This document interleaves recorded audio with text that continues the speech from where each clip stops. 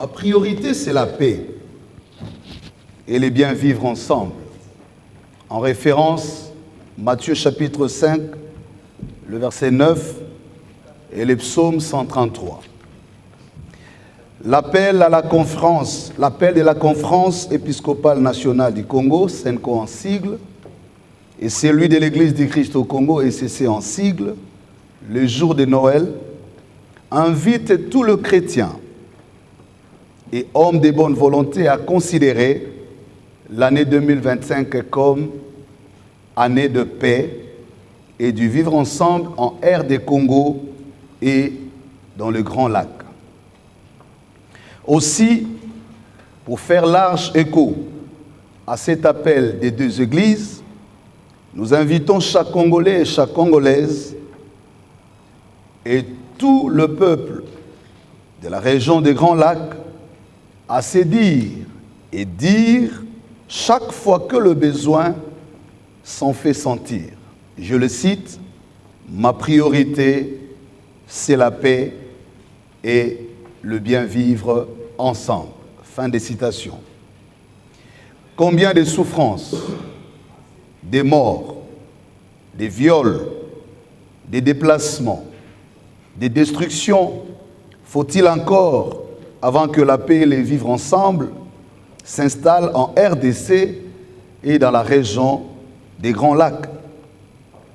Où sont passées nos valeurs sociologiques et spirituelles des Bumuntu qui furent les fondements ontologiques de notre identité africaine? Pourquoi ne sommes-nous plus en mesure de résoudre nos problèmes sous l'arbre à palabres comme nos ancêtres savaient mieux le faire, et d'ailleurs si sagement? N'est-il pas possible de développer nos pays respectifs à partir d'une culture des bons voisinages transfrontaliers ou sans forcément en arriver à verser le sang des milliers d'innocents? D'où vient l'idée de vouloir supprimer l'autre pour s'assurer de son bonheur et de sa paix? Faut-il nécessairement recourir aux armes pour revendiquer ses droits? Quel monde pensons-nous léguer aux générations futures? Gloire à Dieu au plus haut des cieux et paix sur la terre, aux hommes qu'il aime, comme le dit d'ailleurs Luc chapitre 2, le verset 14. Cette paix et son corollaire, le bien vivre ensemble, sont aujourd'hui plus que jamais à nos portes comme une urgence vitale. Ainsi, en cette année 2025, année jubilaire du Seigneur Jésus-Christ pour la RDC et pour la région des Grands Lacs, en référence à l'Évangile selon Luc chapitre 4, les versets 18 et 19, notre mission prophétique nous fait le devoir d'exhorter les peuples, les communautés et les États de notre région à réaliser les devoirs de l'être humain envers lui-même, celui de la coexistence pacifique et solidaire, afin que nous affirmions toutes et tous notre autodétermination en tant que peuple du berceau de l'humanité. L'espérance ne déçoit jamais. Confère Romains chapitre 5, le verset 5. Mettons-nous-y sans délai. Les conflits politiques et armés ainsi que leur cortège de divisions et d'impacts dévastateurs sur la vie humaine, l'environnement et les conditions socio-économiques de nos peuples ne peuvent plus nous laisser indifférents. Chaque jour qui passe est un jour de trop.